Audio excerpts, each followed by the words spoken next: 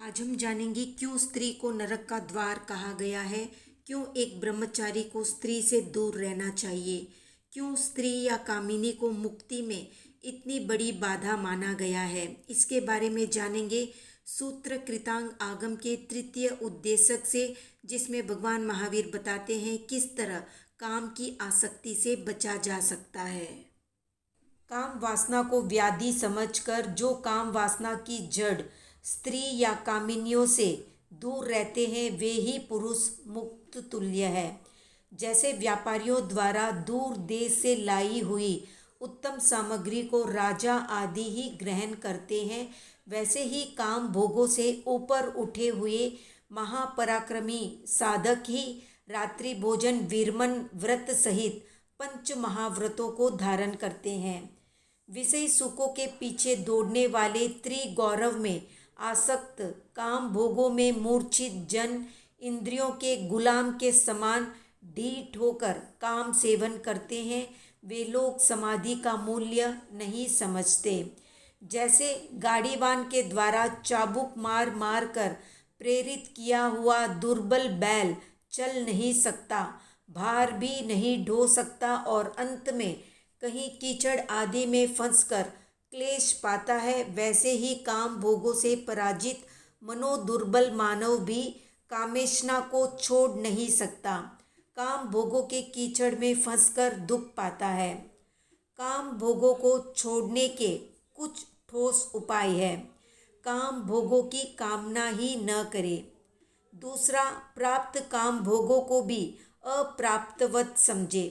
तीसरा, मरणोपरांत दुर्गति न हो, पीछे असंयमी या कामी भोगी की तरह शोक रुदन विलाप न करना पड़े, इसलिए पहले से ही अपनी आत्मा को विषय सेवन से अलग रखें, उसे ठीक अनुशासित करें। जीवन अल्पकालीन है, ये देखकर अविवेकी मनुष्यों की तरह काम भोगों में मूर्छित नहीं होना चाहिए। मुक्ति पाने में सबसे बड़ी बाधा है काम वासना। काम वासना जब तक मन के किसी भी कोने में हलचल करती रहती है तब तक मुक्ति दूर रहती है। और काम वासना की जड़ कामिनी स्त्री है। वास्तव में कामिनी का संसर्ग ही साधक में काम वासना उत्पन्न करता है। कामिनी संसर्ग जब तक नहीं छूटता तब तक मनुष्य चाहे जितनी उच्च क्रिया कर ले, साधु वेश ही क्यों न पहन ले और घर बार आदि छोड़ दे, उसकी मुक्ति दूराती दूर है। मुक्ति के निकट पहुँचने के लिए, संसार सागर को पार करने के लिए कामिनियों के काम जाल से सर्वथा मुक्त असंसक्त रहना आवश्यक है। जो व्यक्ति काम वासना की जड़ कामिनी या स्त्री के संसर्ग से सर्वथा दूर है, वे मुक्त आत्मा के सदृश है।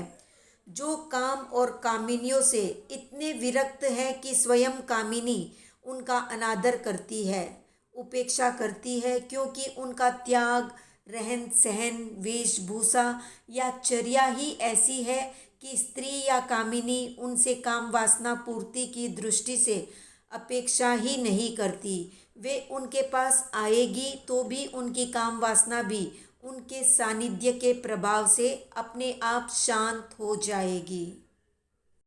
तो आज का प्रश्न है कि ब्रह्मचर्य की कितनी बाढ़ कही गई है, कमेंट में बताएं।